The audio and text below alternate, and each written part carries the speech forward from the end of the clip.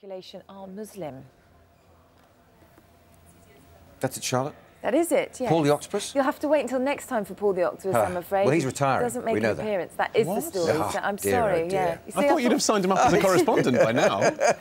What are you saying, Ollie man? I'm saying that your correspondents are world-class and Paul's made quite a name for himself. Nice reply. Tell us about the papers this morning. Well, I've spent a very pleasurable 50 minutes since I last saw you, Andrew, reading the extracts from Peter Mandelson's memoirs, which are in the Times today.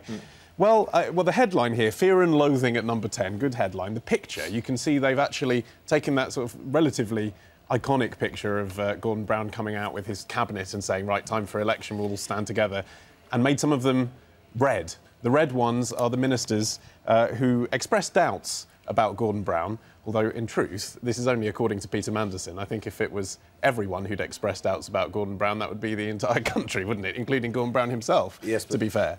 Not such a good story, of course. But, yes, according to Mandy's memoirs, these are the ones who had something to say. David Miliband, it goes back through all of the various attempts to oust Gordon Brown, back to 2008 and David Miliband. You've got Harriet Harman and the media storm in 2009, and is she going to stand against him and all this stuff? And, of course, Hoon and Hewitt later. You know, I think the one moral to take out of this today is don't ever send a text message to Peter Mandelson. If you've got his number, just don't send him a text message. Because who does that? He keeps all his text messages and puts them in a book. I couldn't even figure out. When mine says it's full, I just delete them all. Just delete them all. Again. Well, that's what any This is sensible kiss person and would tell do. good and proper, isn't it? It is, although it's interesting because, actually, I think the book's remarkable not so much for what it's revealing, but for what it's confirming. Yeah, everyone already knows that Brown and Blair didn't like each other. Everyone probably already suspected that Peter Mandelson was in touch with Tony Blair throughout all of Brown's premiership. And everyone suspected, I'm sure, that the Cabinet weren't confident about having him as leader but didn't really know what to do about it. And Brown was desperate to cling on to power, but also conceded that maybe he should stand down. All that's in there, so we kind of knew all that, but it doesn't mean it's not fun to read it. That's the important Sounds like you got 12 good chapters right there. It was a good... my favourite detail, actually, was Alistair Darling, in summer 2009, apparently had a phone conversation with Peter Mandelson in which he said, we're going to lose, and his evidence for saying that they were going to lose was, when I'm in Tesco, I feel embarrassed. People don't want to look at me. Oh, dear. Right, well, you better get the skates on. We're running out of time. We've only done one story so far. Tony Blair returns in your second story. Well, yes, this is, I can explain very quickly. Random House, his publishers, have changed the title of his memoirs from The Journey to A Journey. We like this. Guardian journalists have been interviewing literary agents who speculate that the reason for this might be that The Journey sounded a little bit messianic, and maybe A Journey a little bit more modest, but kind of embarrassing for such a high-profile book from such a high-profile politician. And the story goes on to talk about how Tony Blair was upset that the Peter Mandelson book was coming out before his, although in honesty, I reckon, especially with a title like that and a picture like that, it's all about targeting the American market, which arguably Peter Mandelson might not be able to get. But certainly, Mandy's book coming out this week does take some of the shine off Tony's here in the domestic market. No, I think Tony Blair could do is put his doodles in a book and they'd buy them in the States. I think they probably would, yeah. OK, what else? We won the cup. That's the pun from The Sun, because the Spanish team got to meet King Juan. Oh, I get it. Yeah, that's it, yeah. There was one in the Mirror which was Hiva España, and I didn't get that. I don't speak Spanish, so I don't know what the pun is there. I thought maybe if one of them had been throwing up, that would work, but there didn't seem to be a picture of that. No, let me think about that. I don't know. Anyway, it's nice to read the details. 1 million people on the street, so excited. Economists talking about how this might actually help lift them out of recession in Spain, such is the optimism. I think that's possibly a bit too optimistic considering the trouble they're in. Read a few Spanish newspapers and that kind of invective is very, very popular. This is it. We're all going to the moon. You know, they get very excited. Well, and so would we if we'd won the World Cup. And imagine what it would do for the coalition if instead of cuts, Oh, yes, indeed. everyone was thinking about national pride if we'd won. Yeah. You can see how it would make a political difference. But it's not a fantasy we should dwell on for too long. No, probably best not. Always ends in tears. OK, what else you got? This is in the Daily Telegraph's 2 stories about telephones. One is a survey which says that most people can't recall their partner's phone number. And I thought about this, and actually I always get my girlfriend's number wrong by a couple of digits.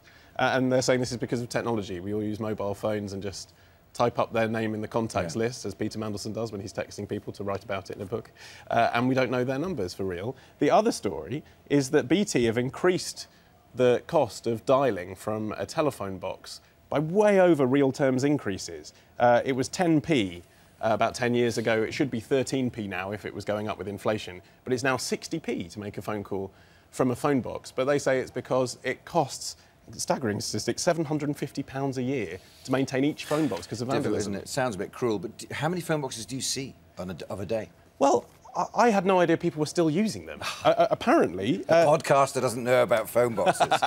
Apparently 200,000 a day are still in use. Really? I just thought they were used for advertising certain services and for weeing in. But no, apparently they are popular. There is another use. They're still used as phones. Yeah. Ollie, we're out of time, I'm afraid. Thanks very much indeed. Great choices for coming in this morning on Sunrise.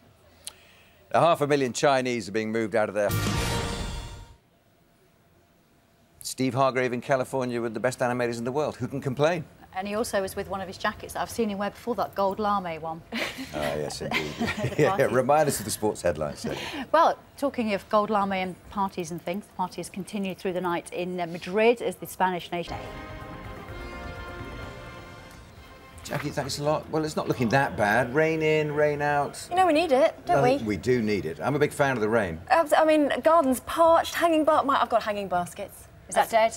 It's just pathetically wilting, but you know, it'll be happy today. And in fact, we do have much more unsettled weather on the way, so garden's happy. We can't all complain, can we? Like Jackie's been.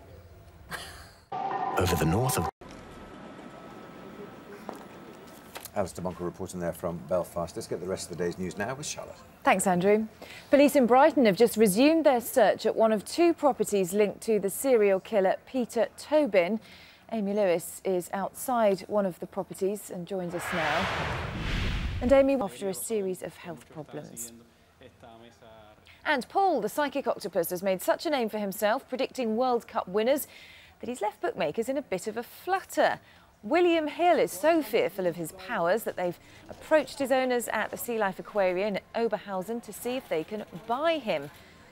But after correctly predicting the outcome of all 7 of Germany's games, plus the Spain-Holland final, they have confirmed, I'm afraid, that Paul is now going to retire from football predictions. So there you go. I think he's going on the talk show routine, you know, instead actually to get a bit of spare cash. So how would they do that? Well, they have a bucket saying yes and a bucket saying no, and then ask him questions. I think he's got a great future ahead of him. Are you enjoying retirement as he slowly moves towards the yes box? Who calls an octopus Paul, anyway? Well, because he came from Weymouth originally, so that's why, although he's living in a German aquarium, he has a name like Paul. I thought they were called Ollie or something like that. Wow. OK, good stuff, Charlotte. Thanks very much indeed. Let's take a look at what's on the front of the... Indeed, Vicky Hawthorne there, live in North Belfast. OK, Charlotte's here with the rest of the day's news. Charlotte. Thanks, Andrew. Police in Brighton have begun digging in the garden of one of 2 properties linked to the serial killer Peter Tobin. The 63-year-old serving life in prison after murdering 18-year-old Dutchan with the blasts. The French Parliament will vote today on whether to ban burqas. Most French voters are thought to back the ban, but France's highest court has advised it could be unlawful. The French president's previously said he believes the full veil hurts the dignity of women and is not acceptable in French society. Almost 10% of France's 62 million population are Muslim. Charlotte, thanks very much indeed. British Airways shareholders will face union pressure. We'll be following that, I'm sure, throughout the day. OK, let's get the sport now with Jackie. Still talking parties. It's continued throughout the night in Madrid as the Edgbaston last night. And good luck to Bradley Wiggins, who goes in the Tour de France, a very hard stage up the mountains. Indeed, indeed. Burning legs by the end of it. Well, yeah. what a morning it's been. With the World Cup is a replica, and Paul the Octopus is retiring, so we've had a lot to deal with this morning. I don't know for sure if that was a replica. What have the viewers picked up on this morning, Charlotte? Well, we were talking earlier about Britain being the walk-on by capital of Europe. Apparently, if you saw teenagers attacking a bus stop, would you walk on by? It seems that the majority of people in Britain would. Daniel Vieira says, I'd report it instead. Trying to stop them would either get you stabbed or prosecuted. Mark Jones said, would it be worth it? They'd probably turn on you. Then he says, depends what size they were. Mrs. L. Hughes says, I'm a grandmother and I've taken on muggers in my time, but the thing that would stop me now is the probability one of them would make a complaint and I'd end up in the police station. And Nick Fallon has a suggestion. Just play one of Des O'Connor's greatest hits album at them. That would soon stop them. So there you are. What a suggestion. Never go anywhere without your ghetto blaster, I guess. Good stuff. OK, next, it's the live desk with Colin.